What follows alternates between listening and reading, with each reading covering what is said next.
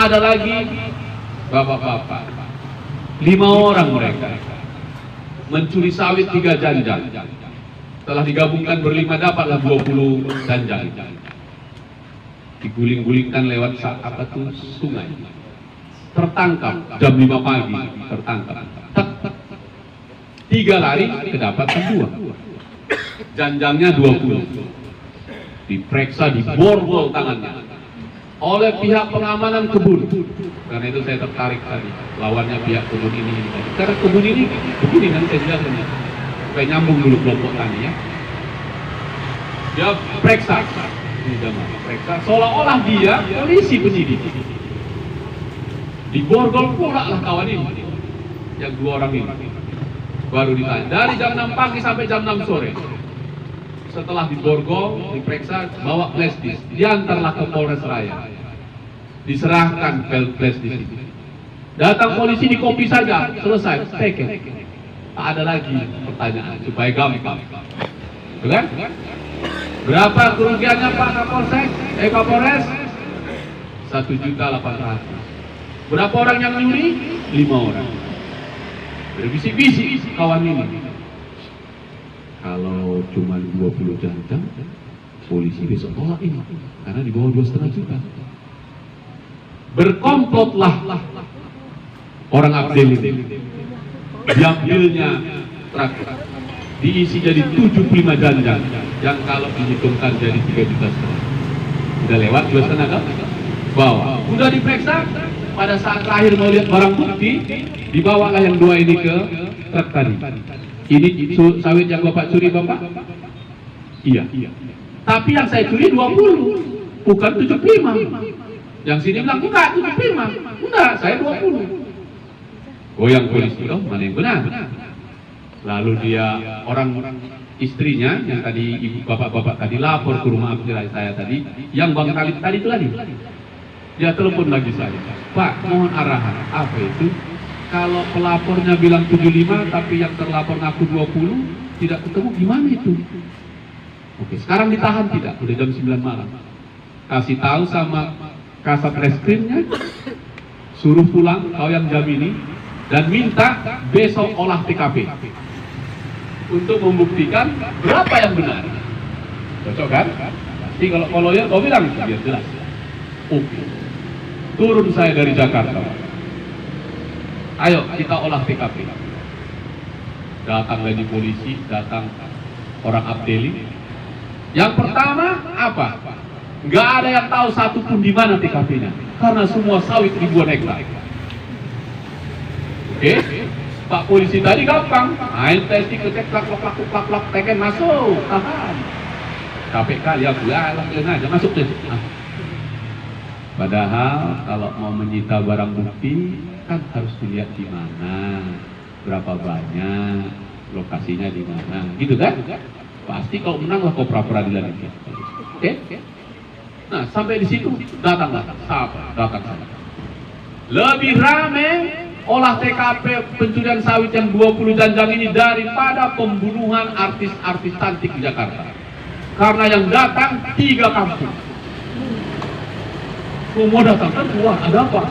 Polisi lengkap. Saya bilang sama Polresnya, turunkan pasukan yang lengkap, karena ini akan masyarakat lengkap. Pasukan inti turun, sampai lengkap. Setengah jam, 1 jam, nggak tahu di mana TKP-nya. Saya panggil terlaporan. Mana sungainya? Ini Pak, dari sini ke sini kami dorong tangkapnya di sana. Berarti berapa jauh kemarin yang kau ambil? Jarak dia bilang, kira-kira ini lah Pak. Berapa dapat baru berapa pohon? Karena kami berlima, 1 orang 1 dekat di situ. Tak. Oke, selesai dibawa. Kami praktekkan mengambil sawitnya, ngegrek gitu. 1 diangkat ke sana berapa menit? Didorong-dorong berapa menit? Kami hitung-hitung, semua yang lihat datang. Itu hanya bisa betul 20. Pertanyaannya, mengapa 75? Mulai goyang pelapor. Sudah saya bilang stop, saya tidak ingin mempermalukan siapapun. Tapi ibu-ibu, bapak-bapak saya tanya, mana lebih jahat? Bapak-bapak yang tadi mencuri 20 ganja, atau pihak kebun yang menambahi barang bukti tadi? Oke? Nah, kalau tak ada rumah aspirasi itu, kemana Bapak Ibu mencari keadilan? Tepuk tangan lah, Bu. Mau kali. Oke? Jadi sedap nanti makan roti itu ceritanya. Kalau dari ceritanya tidak sedap makan roti itu. Oke, clear ya Bu? Jadi soal-soal kecil menjadi besar. Soal-soal besar menjadi kecil. Saya kasih tahu semua teman-teman polisi. Jangan pernah menghukum rakyat karena pencurian yang kecil-kecil. Tapi kita tidak pernah memaafkan pencurian. Karena pencurian tetaplah melanggar hukum. Oke? Nah, sekarang tinggal lagi satu lagi Pak. Narkoba. Ya. Narkoba tadi loh saya kasih tahu paling jahat. Karena itu bandarnya ini yang menjual narkoba ini, inilah penjahat paling keji di muka bumi. Kenapa?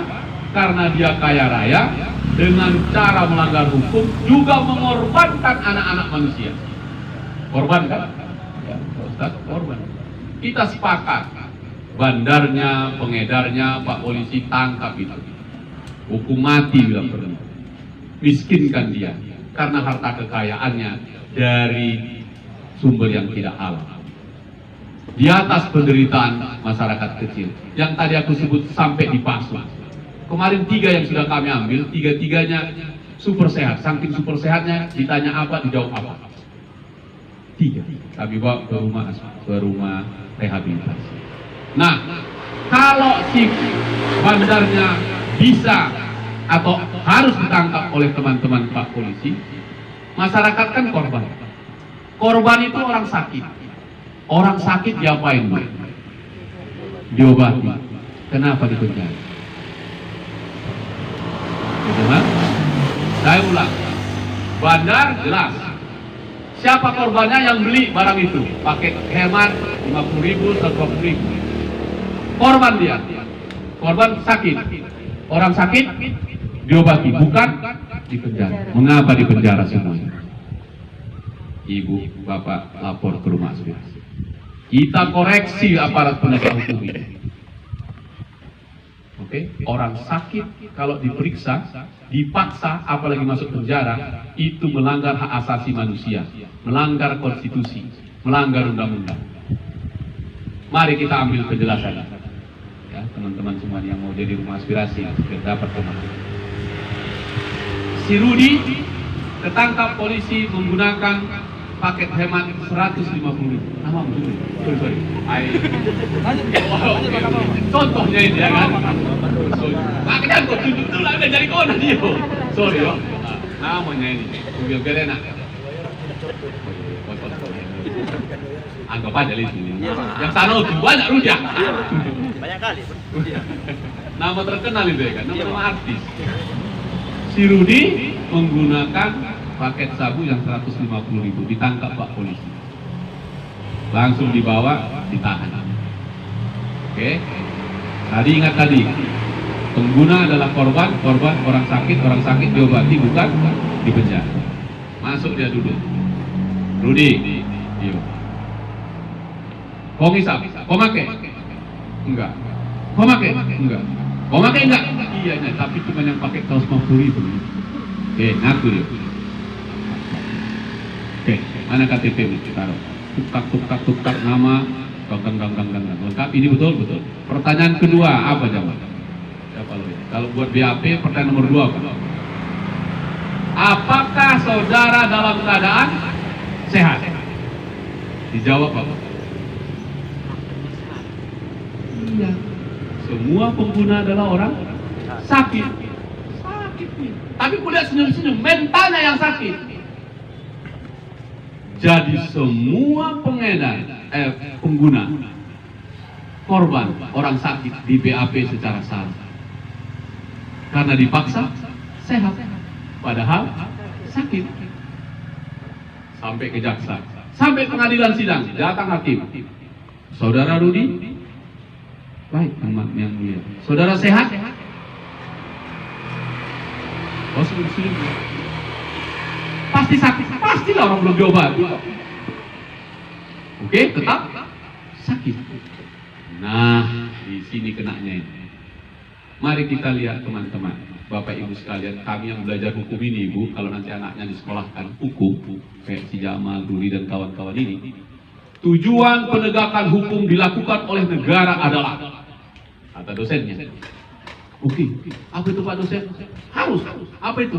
Begini, biarpun kami beruntung, hukum harus ditegakkan. Wih, mak gagah betul ya kan? Nah, jadi tujuan penegakan hukum, satu, memberikan kepastian hukum. Dua, menjamin atau memberikan keadilan. Tiga, memberikan manfaat. Pertanyaannya, memenjarakan pengguna narkoba si Rudi tadi ada atau tidak manfaat? Mari saya buktikan. Polisi, jaksa, dan hakim ini dibiayai negara dengan uang APBN. Uang siapa itu? Uang kita, uang rakyat, ya kan? Nah, bayar pajak, ya. Tugasmu polisi menegakkan hukum, tugasmu jaksa menuntut, tugasmu hakim memutuskan. Oke. Satu perkara di kepolisian, menangani perkara yang terkecil, paling murah, kita ambil saja lah, 10 juta. Ambil saja 10 juta yang paling murah. Beli kertas, ini 10 juta. Beres di BAP, P21, limpah kepada jaksa. Jaksa proses bawa ke pengadilan. Tetap 10 juta. Anggaran siapa yang dua ini? Anggaran negara. Uang siapa itu? Uang rakyat. Sampai ke pengadilan, sidang dia, habis juga 10 juta. Karena sidang sampai berapa kali. Uang siapa itu? APBN. Uang siapa itu? Uang rakyat. 30 juta. Tadi berapa sabu yang dipakai Rudi? 150.000. Top datang hakim diputus 7 tahun setengah kau masuk Rudi. Wah, kecil kali, kita murah kali dia sebut kata-kata itu. 7 tahun setengah. 1 hari di penjara, negara kasih makan si Rudi di situ. 30.000 sehari. Berarti sebulan 900.000. Kalikan 7 tahun. Setahun tadi 10 juta, berarti 70 juta. Tambah tadi 100 juta. Habis uang negara dihapur-hapurkan polisi, jaksa, dan hakim. Sementara dia menghabiskan uang 150.000. Masuk ke dalam 7 tahun, umurmu misalnya 30 tahun. 7 tahun dia tidak produktif. Kalau sudah menikah, dia anaknya 3, korban istrinya dan anak-anaknya tak punya masa depan. Itukah karya besar para penegak hukum? Tapi kalau bandarnya, kita kasih orang itu. Tapi kalau korbannya, bawalah ke rumah sakit. Maka masuklah di lapas, pergilah ke Labuan Ruku sana. Over capacity, melewati batas. Artinya kalau ditempatkan 100 orang, diisi 1000 orang. Jangankan tidur, berdiri pun tak bisa. Kalau mau ibu-ibu mau lihat menguji keimanan kita, Pak Ustadz, sekali-sekali ke sana kita lihat manusia yang di dalam lapas. Apa yang terjadi? Genosida kemanusiaan. Karena tadi tidak ada yang salah, dimasukin saja. Ya kan? Saking overnya tadi, tahun ini DPR RI kami menyetujui anggarannya lapas 1,2 triliun untuk kasih makan orang di penjara. Uang siapa itu? Uang rakyat. Nah, kalau begitu, apa hebatnya penegak hukum ini kalau sekedar begitu saja? Karena itu Bapak Ibu sekalian, saya berikhtiar. Kalau ada yang lihat di televisi, di YouTube, tiap hari saya ngomongin ini. Karena tidak ada lagi yang peduli. Dan kalau kita biarkan, makin penuh itu penjara. Dan pasti salah. Pasti salah, kan sudah dijelaskan tadi. Karena itu rumah-rumah aspirasi ini menjadi bagian dari kita untuk jaga ini. Oke? Kalau lihat itu kan tinggi tuh, besar tuh. Biar puas, pinjamlah dulu aku bangku beras, sekalian lengkap 1 set. Biar aku jelaskan apa manfaatnya.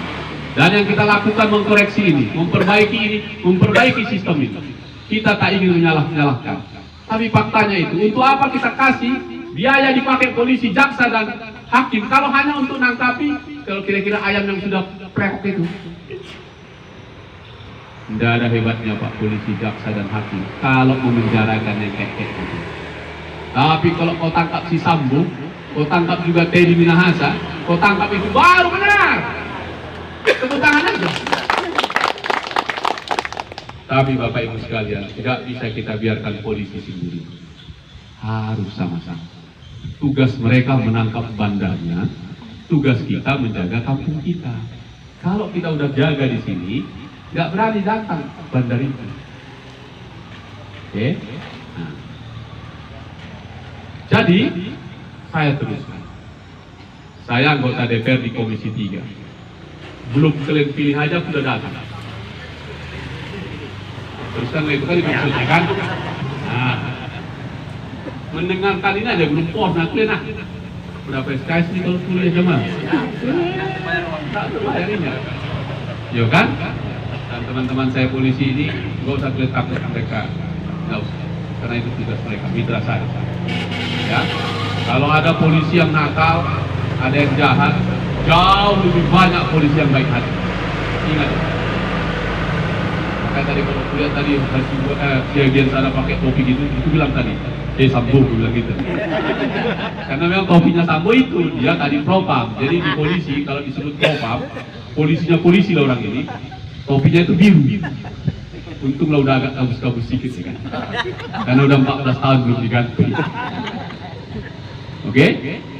Nah, kalau kita marah sama Pak Polisi jangan. Dengarkan ini baik-baik. Ya, kita harus dukung Pak Polisi.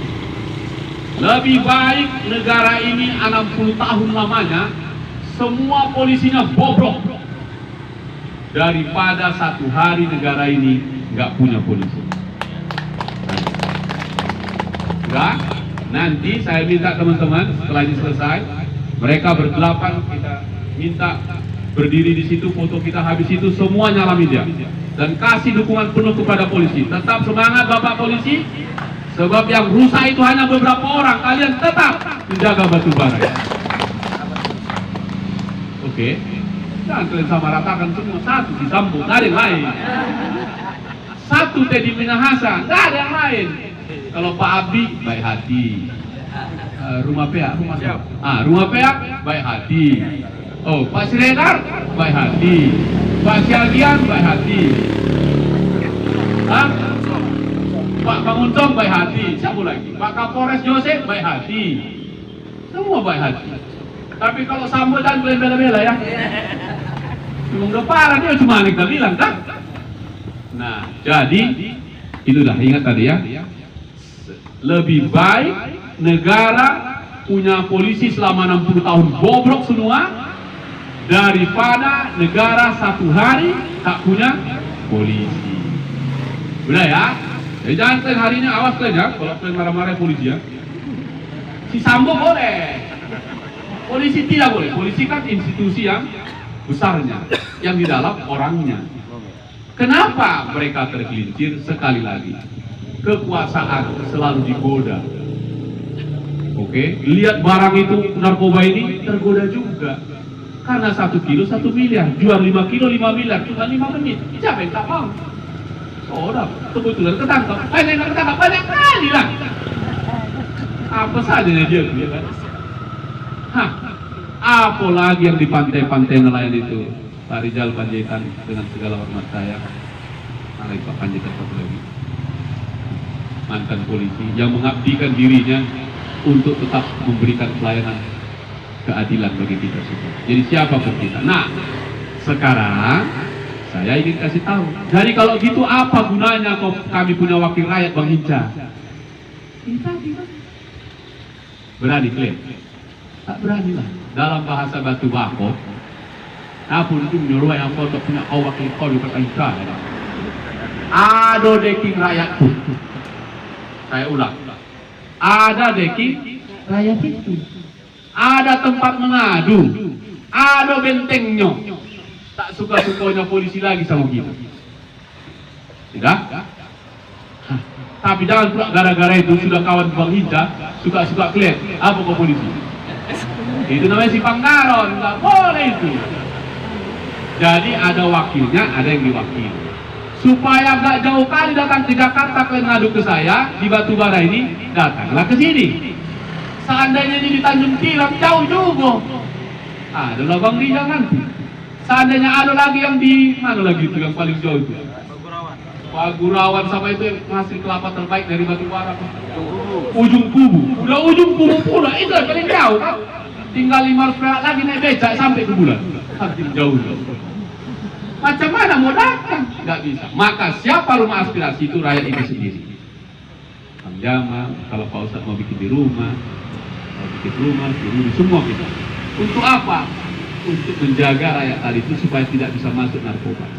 Apa yang kau dapatkan? Ini. Anggaplah ini handphone ini paling pintar lain. Semua bisa di sini. Ibu-ibu paling suka di sini. Mulai yang baik-baik sampai menggosip ada di sini. Apalagi yang bapak-bapak di kode ya kan?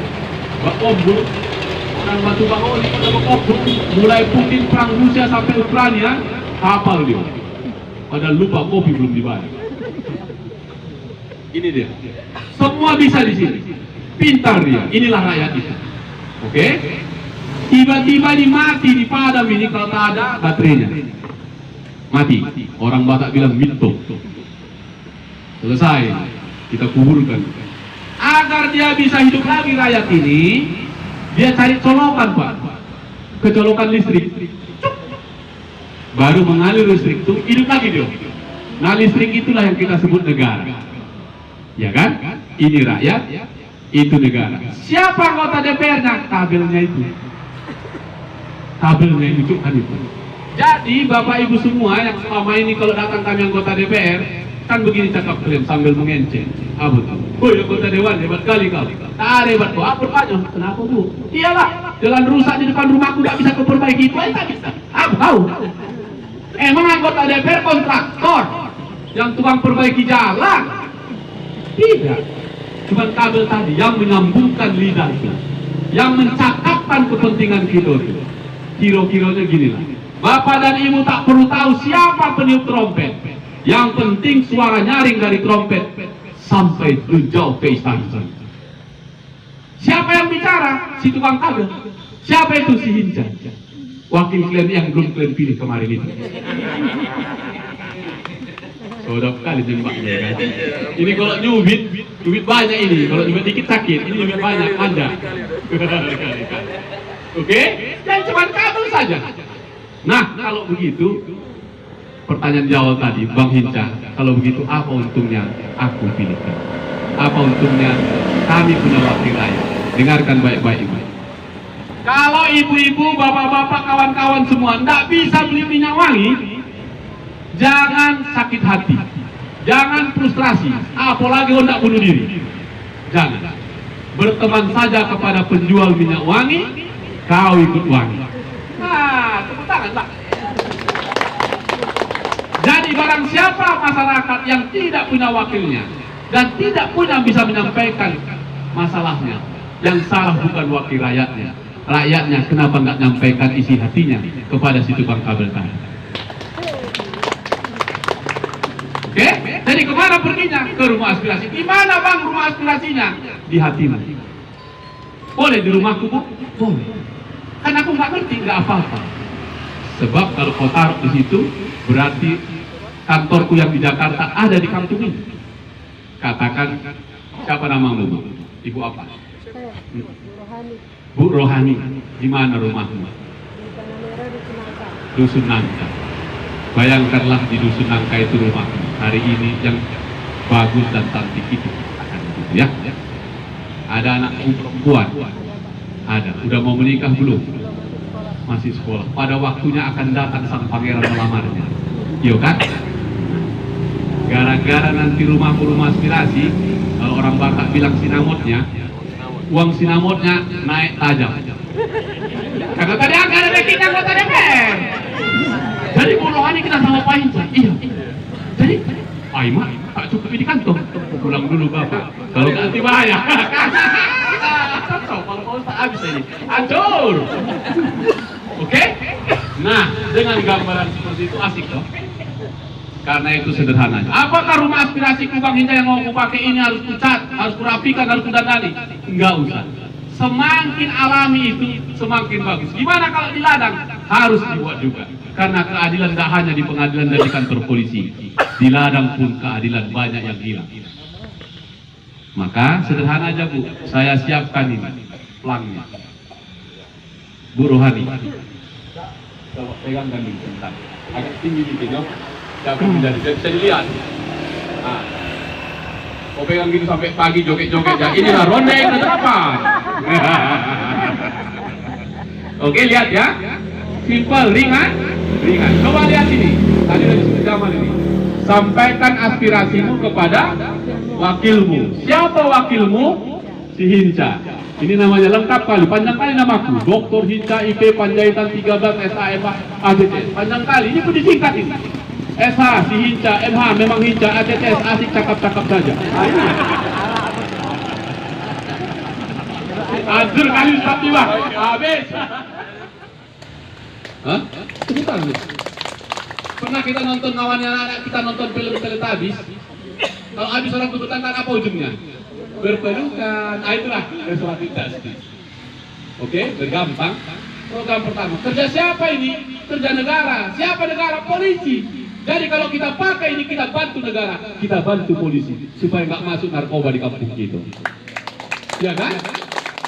Nomor 2, keadilan untuk rakyat miskin. Inilah tadi soal kelompok tani ini semua, kan? Miskin di sini Pak Ustadz bukan hanya nggak ada duitnya. Orang kaya pun kalau tak ada keadilan tetap miskin keadilan. Di bawahnya apa? Ibu dengar ini. Gaji ceng. Tahu ibu arti gaji ceng? Main terus sampai Martinus Benito. Nah, itu kira-kira.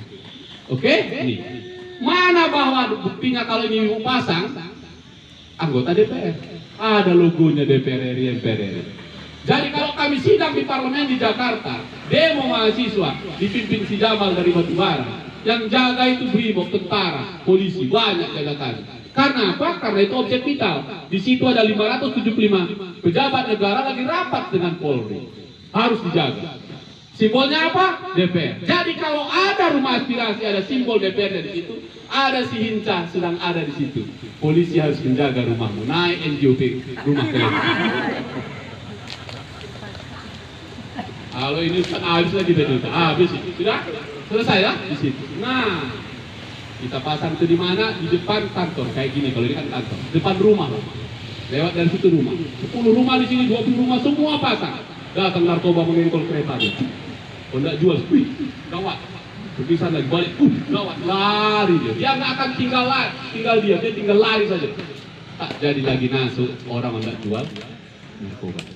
Oke, ini kita taruh di depan rumah. Perlu yang lain tak perlu. Coba balikkan dulu Pak. Tinggal gantung kayak Kang Oto itu. Tinggal kau kasih paku aja.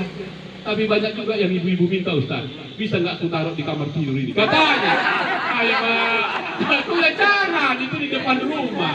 Nanti kepunya telepon lagi. Nah itu dia, jadi di depan rumah, oke? Oke, terima kasih. Cukupkah itu? Belum. Udah ada gunanya, udah naik NJOP rumahmu kan? Kalau barang siapa tidak menjual rumahnya karena tidak membeli yang lebih mahal lagi, pasang memang di situ. Naik harganya, nah nggak bisa.